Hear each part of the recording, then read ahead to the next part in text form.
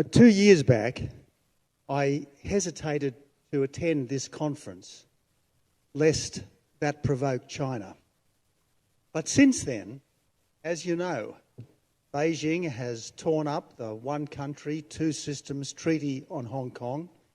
It's put upwards of 1 million Uyghurs into concentration camps. It's boosted cyber spying on its own citizens, cancelled popular personalities in favour of a cult of the Red Emperor, brutalised Indian soldiers in the Himalayas, coerced other claimants in its eastern seas, and flown ever more intimidatory sorties against Taiwan. It's weaponised trade, especially against Australia, with our barley, wine and coal exports all stopped on spurious grounds.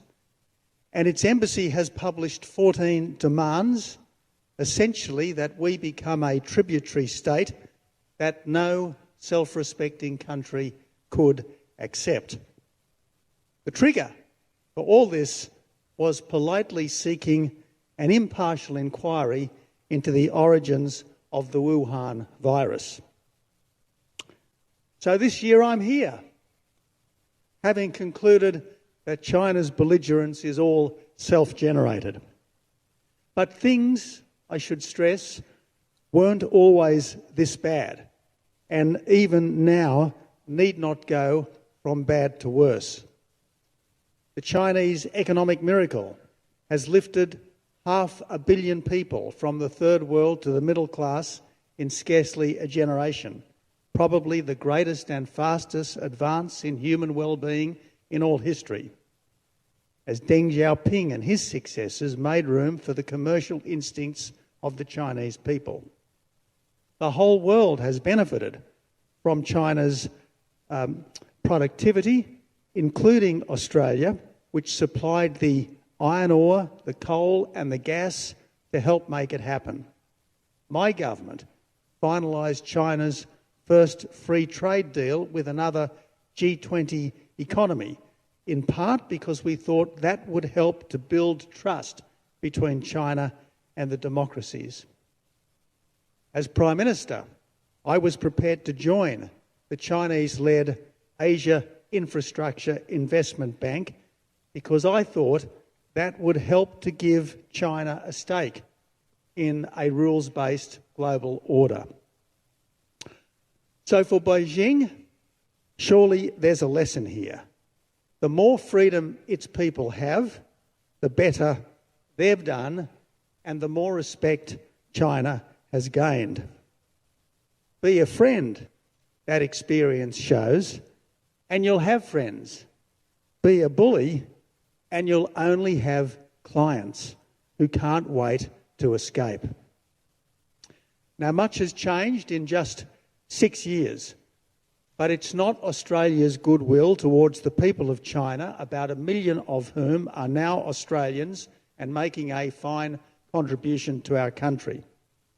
Australia has no issue with China. We welcome trade, investment and visits, just not further hectoring about being the chewing gum on China's boot. Now, a fortnight back, Professor Victor Gao, a senior Beijing foreign policy analyst and former translator for Chairman Deng, directly threatened Australians. Do you want to be a target for a possible nuclear war, he said, in response to our decision to acquire nuclear-powered but not armed submarines.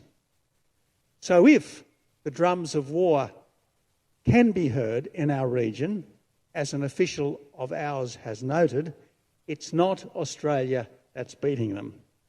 The only drums we beat are for justice and freedom. Freedom for all people in China and in Taiwan to make their own decisions about their lives and their futures. But that's not how China sees it, as its growing belligerence towards Taiwan shows. Sensing that its relative power might have peaked, with its population ageing, its economy slowing, and its finances creaking, it is quite possible that Beijing could lash out disastrously quite soon. Our challenge is to try to ensure that the unthinkable remains unlikely and that the possible does not become the probable. That's why Taiwan's friends are so important now, to stress that Taiwan's future should be decided by its own people and to let Beijing know that any attempt at coercion would have incalculable consequences. As we know, this is not the world's only flashpoint.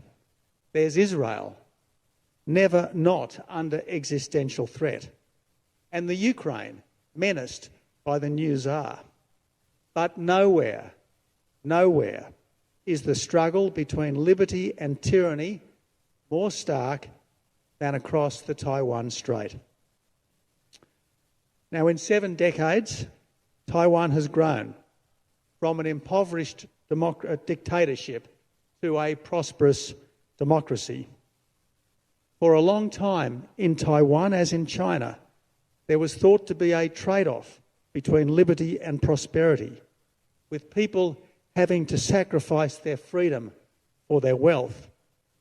For a long time, it was assumed that no dictatorship could evolve without mayhem. Yet Taiwan proves that authoritarian governments can liberalise, and they can do so without sacrificing prosperity or unleashing anarchy. Economic growth here since 1990 has averaged 5%, and you Taiwanese are now the 15th richest people in the world in purchasing power terms. Let me say, this is simply a stellar performance. Prosperity plus freedom, a model that the whole world should admire, not isolate. It is to the vast credit of successive Taiwanese leaders that power was steadily dispersed in a peaceful, orderly way, and to the credit of the Taiwanese people that they've used their freedoms responsibly to build an even richer and stronger island. As things stand, how could Taiwanese people ever want to exchange their current lives for an alternative that's poorer and less free? Why would they want to get caught up in the old arguments about who is the real China, especially as China, meanwhile, has taken a wrong turn? Maybe the Deng era market freedom was a short-term device to strengthen the country, a tactic like hide and bide. But China's leaders should have thought more deeply about this, because dropping the ruse has just united others against them. It's Beijing that's created the quadrilateral security partnership linking the United States, Japan, India and Australia, because it's been so unreasonable. And the more aggressive it becomes, the more opponents it will find.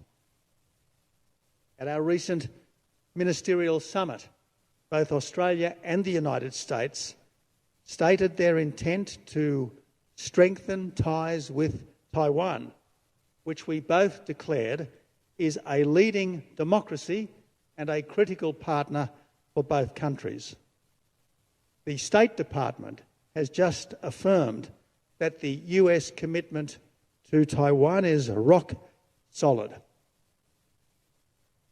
I don't believe America could stand by and watch China swallowed up. I don't believe Australia should be indifferent to the fate of a fellow democracy of almost 25 million people. The US Secretary of State put it well earlier when he said of China that America would be competitive when it should be, collaborative when it can be, and adversarial when it must be. But provided it's real, collaboration is still possible and trust could yet be rebuilt. But Taiwan will be the test.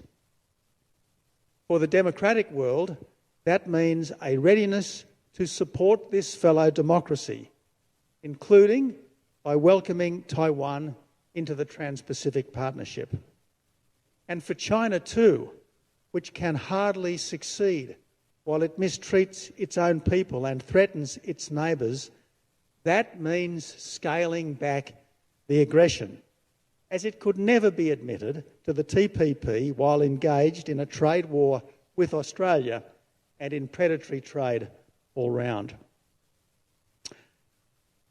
So, Madam President, ladies and gentlemen, nothing is more pressing right now than solidarity with Taiwan.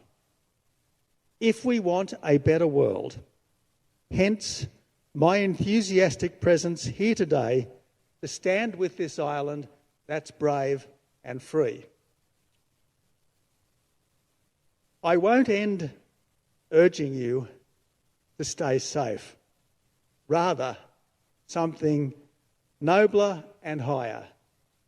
Stay free.